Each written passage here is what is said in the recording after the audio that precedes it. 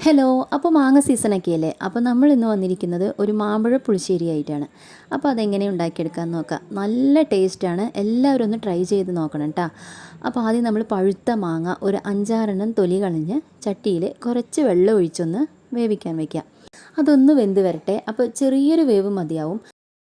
അപ്പോഴേക്കും നമുക്ക് ഒരു ജാറിൽ ഒരു പിടി തേങ്ങ, അതിലേക്ക് നല്ല പുളിയുള്ള കുറച്ച് തൈരും മുളക് പൊടിയും മഞ്ഞൾപ്പൊടിയും ചേർത്ത് നല്ല വെണ്ണ പോലെ അരച്ചെടുക്കാം.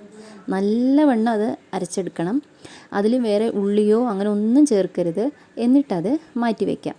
അപ്പോഴേക്കും നമ്മൾ ഈ വെന്ത് വന്ന മാങ്ങയിലേക്ക് നല്ല ശർക്കര പാനിയൊന്ന് ഒഴിച്ചു കൊടുത്ത് അതിലേക്ക് 1 ടീസ്പൂൺ നെയ്യും ആവശ്യത്തിന് ഉപ്പും ചേർത്തൊന്ന് ഇളക്കി യോജിപ്പിക്കുക.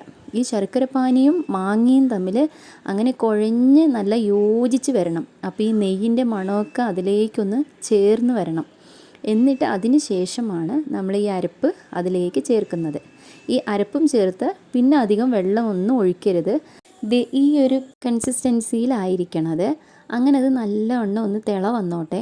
നന്നായി ഒന്ന് മിക്സ് ചെയ്ത് കൊടുത്ത് നന്നായി അത് തിളച്ച് വരുമ്പോൾ നമ്മൾ ഒരു പാനിൽ 2 ടീസ്പൂണ് നെയ്യ് ഒഴിക്കുക. നെയ്യിലാണ് നമ്മളത് താളിക്കുന്നത്.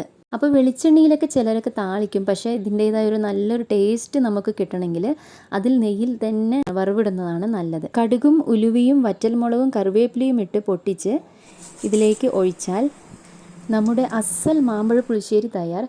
എല്ലാവരും മസ്റ്റായിട്ടൊന്ന് ട്രൈ ചെയ്ത് നോക്കണം കേട്ടോ. അത്ര ടേസ്റ്റാണ് ഇതിന്. വീഡിയോ ഇഷ്ടമായ ലൈക്ക്, ഷെയർ ആൻഡ് സബ്സ്ക്രൈബ് ചെയ്യണേ.